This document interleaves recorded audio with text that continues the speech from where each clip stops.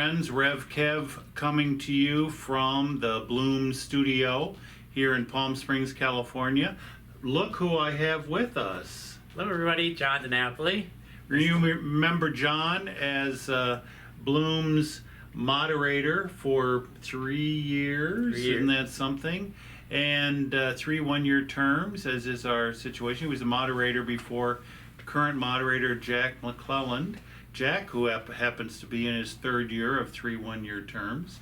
Well, the thing about it is John went on to, I won't say bigger and better things, but he went on to different office, different responsibility.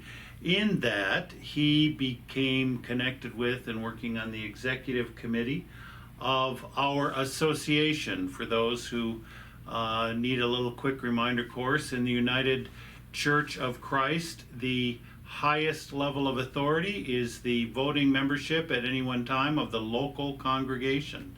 So it's congregational. So the church is its own entity, congregation is, and then the congregations join together into a group which is an association. And there are typically a couple of associations, probably we have in our conference 4, and the associations, separate associations, form a conference, and all of the conferences, then that forms into the United Church of Christ. But it's not hierarchical, it's just that's organizational. In our sense, we're a part of the Eastern Association, which runs from the Pacific Ocean to the Arizona border, the Mexican border to Santa Barbara over to Las Vegas, above Las Vegas. And so that big chunk is the Southern California Nevada Conference. Our Eastern Association is basically Riverside County, San Bernardino County. You don't necessarily need it, but from outside of LA to the Arizona border, not going down to San Diego, but including Las Vegas. And that's, if you can get any sort of reference like that, what it really does reference is it's like huge. It is big. Geographically, it is geographically big. Huge. In the East Coast, in East Coast Congregationalism, things are not that big. They're more concentrated because there's a lot more churches, and that's what happens. So there's your little bit of an orientation to structural aspects. The association in the UCC is responsible for clergy credentials. When I became fully credentialed in the UCC, it was through the association. And the other, probably more the beginning stage is it is the organizing body and credentialing body for local churches. So when Bloom formed in 2005 as a UCC, we went through a year of discernment and relationship building and so forth with our Eastern Association of the UCC. All of that to basically say, John, as one of our own who made good, just think of it. Bloom didn't exist before 2002, and in 2020, one of our members was moderator of the association. Think about that. And now, John, did you grow up in the UCC? I did not. So I grew up in the Catholic tradition, very Catholic school, and I went to Catholic education. My father taught what's called CCD at the time. And everything in my family revolved around sort of the Catholic Church. A lot of bingos and fish fries and sort of the traditional. My father being Knights of Columbus also, which is a men's organization through the Catholic Church. So basically everything. Well, and then from that, before Bloom, I had a hiatus, and then my husband was a Presbyterian, and I started to get myself involved in the Presbyterian Church and learning more about Protestantism in general, and kind of liked it, but wouldn't join, and finally had a minister tell me that, John, you're as churched as anybody in this church, so you might as well just own up to the fact that you're a Protestant now, and just and just claim it. So I claimed it, and then we moved here to Palm Springs and found Bloom through Kevin marrying my husband and I, and started getting involved there as well.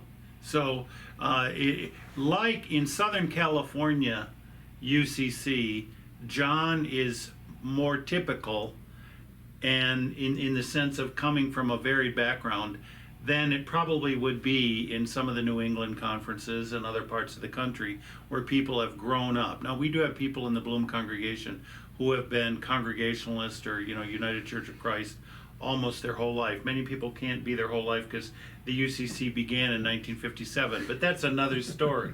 But I mean, coming from the Congregationalist Protestant background. But John is representational there. So, you were elected, you were vice moderator, and then you're moderator, and now you're going to be immediate past moderator. So it's another 3-year deal, isn't it? Yeah. Another 3 years. And oh, by the way, we have the vice moderator now. Yes. From our congregation in Linda Lang, who was elected. And the funny, Linda grew up Methodist, and became UCC through Bloom. So anyway, that's going to be happening. But for you, how has this been in this experience of being association moderator? Well, I had some experience with sort of organizational development, working with nonprofits and things in Washington, D.C. And then obviously I had experience in UCC with Bloom, and I did some other roles with Bloom, with like new member development and some things like that. And then helping with our spring fling, and then after getting some experience there, moved into position of moderator. So I had humble beginnings too, at just volunteering for fling, and then kind of moving through and learning more about it. And then the opportunity came up, for me even to be in position to work with the executive committee of the association because of Bloom's reputation. I'm very proud, and you should be very proud if you're a Bloomer, of our representation at association meetings, and particularly our conference annual gathering, which occurs every year. We always have a large contingent at Bloom, and probably the largest of any church that comes. And people know Bloomers, and I would go to the annual gatherings. People would say, "Oh, I've heard of Bloom. I hear all these things you're doing in the desert." And as Kevin mentioned, geographically, we are a bit remote from the other churches in our conference because we have the desert and we have this ginormous 10,000-foot mountain range between us and all the other churches, and so sometimes we feel like we're kind of left alone out here. We are the second to the last church on the on the 10 before getting to Arizona. There is one church after us, but they aren't active, so we are like the farthest out on the 10. Yeah, so that's in a way. So people hear rumors about Bloom and all these things, and we were growing as a church, as you all know, and as we know, and so they were hearing good things. And being so financially sound, and I will tell you, through this position, there's a lot of churches that are really struggling these days, and we're not saying that we're in the best position, but we're in really good, financial position right now because of the dedication of all the people that have been here, and that's just not seen, and that's heard about through the conference. So anyway, people were sort of just approaching me, what's the secret sauce? What's going on out there? What's different? And I just felt we have Kevin's leadership. But it was clear that for Bloom, which exemplifies what Congregationalism is about, everybody is welcome to come and participate, encouraged to participate in all levels of what we're doing. We have someone behind the camera now, and Russ, and we're here, and there's someone else in the office, and there's all ways that people can get involved, and that's so encouraged. Very different from my Catholic background, which had people doing all those things, and you were just asked to kind of sit and understand and not cause a fuss. So here you're welcome to come and participate and really go. So that helped me kind of get an understanding. And on the association level, when I learned that, when I first was moderator, let me just say, the association wasn't really as active as it is now. And when I learned about what the association was supposed to be about, the ecumenical kind of body of the church, I was wondering whether Bloom should be, what should we do as a church? And I came back from a meeting, and as moderator, I came to Bloom and said, we have two ways that we can go. One is we just kind of ignore the association, and we just keep being Bloom and being ourselves and grow as a congregation. And there are churches that do that. And they do that. In fact, probably I would say half the churches are very comfortable with that. And that's okay. I mean, the UCC is kind of hands off. Or we need to lean in, to grab a phrase, and jump in there and see if we can participate. So I encouraged us to take that. The church, as Bloom, agreed to go for that as well. And I think right after that, we had like 5 people participate in other committees within the association, because there are committees, subcommittees under the association. So if you're interested, there are actually some positions available. So as we kind of draw this to a close, in the participation is a thing that you found out that basically, to boil it down, church doesn't happen unless people make it happen, and it ain't going to happen unless you and I and Russ and whoever it is that's in the other room makes it happen. Just tell me, we're unique here a little bit with the connection to Las Vegas. What did you find in your working with them as part of the association? Well, Vegas has been very interesting. It's a fascinating fact that now, because there's 8 churches in Las Vegas, 8 UCC churches in Las Vegas. They have more UCC churches in Las Vegas than any other town west of the Mississippi. And so everyone's like, Sin City, you wouldn't be, Sin City. You wouldn't expect there to be so many UCC churches.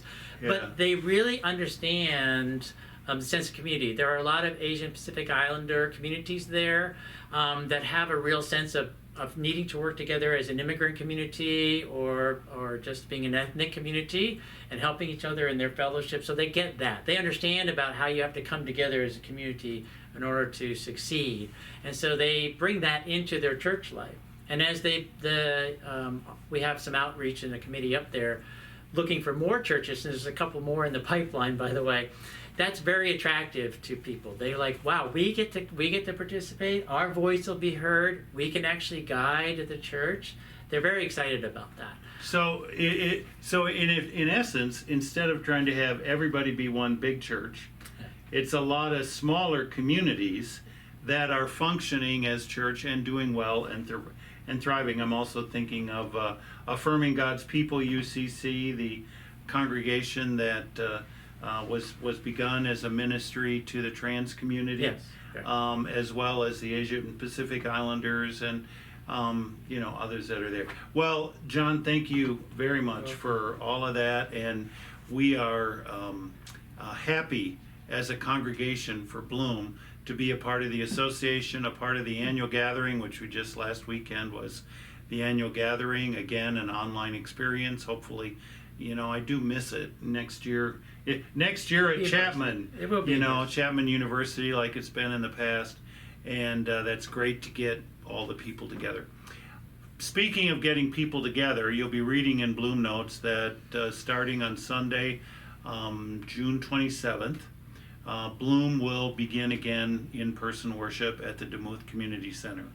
We are getting the logistics, the technology, we've gotten the permissions, all of those kind of things. We will have Sunday morning worship there.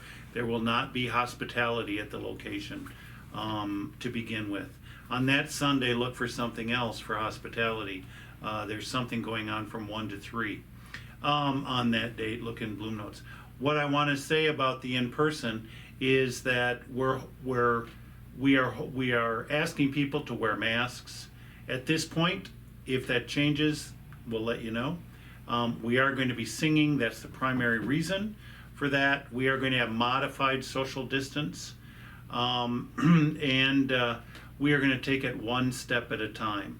But Sunday morning, and that will be the 17th anniversary of Sunday morning worship services at the DeMuth Community Center on the 27th. It is also National Pride Sunday, the regular National Stonewall Sunday. So we're looking forward to that as a time of celebration and as a time of coming together for the worship of God and caring for one another. So please continue to keep us in your prayers as all these different parts are coming together to plan for that. And you know what? I hope to see you in church.